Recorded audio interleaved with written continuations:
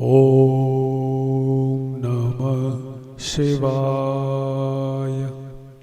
श्री शिव महापुराण खंड 2 अध्याय 6।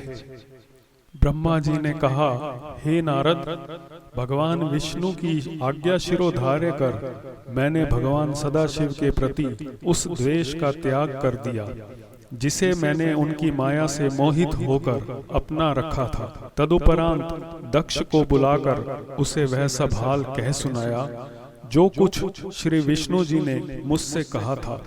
मैंने उससे कहा, हे पुत्र, अब तुम एक कन्या को जन्म दो जो भगवान सदाशिव की पत्नी हो सके। ऐसा होने पर हम और तुम संसार में धन्य हो जाएंगे। तुम भगवान सदाशिव की तपस्या करके उनका दर्शन प्राप्त करो और यह वरदान मांगो कि हे प्रभो, आप मेरी संतान बनकर जन्म लें। मैं भी तपस्या करके उससे यही मांगूंगा। वे भगवान त्रिशूल पाणी, आदि शक्ति संपन्न तथा सगुण निर्गुण दोनों रूप वाले हैं। उनकी महिमा का पार वेद ने भी नहीं पाया है। वे तपस्या के वशीभूत होकर निश्चय ही दर्शन देते हैं।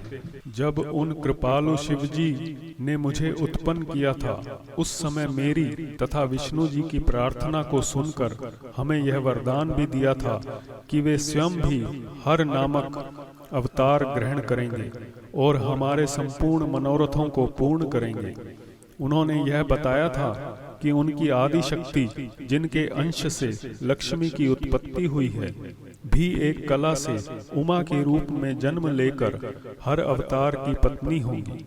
भगवान सदाशिव ने बताया था कि हमारे स्वरूप की आदि शक्ति द्वारा ही इस संपूर्ण सृष्टि की उत्पत्ति होती है और वह आदि शक्ति समस्त संसार की माता है।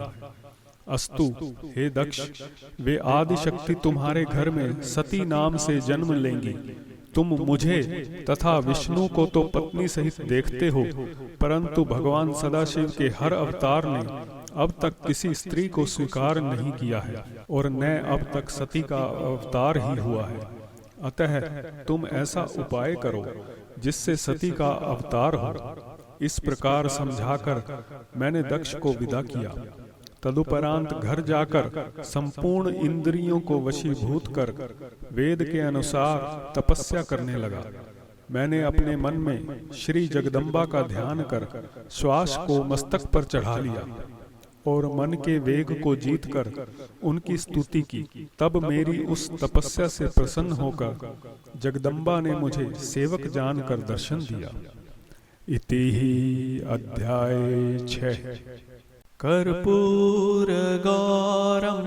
करुणावतारं संसारसारं भुजगेन्द्रहारं सदा वसन्तं हृदयारविन्दे भवं भवानी सहितं नमामि।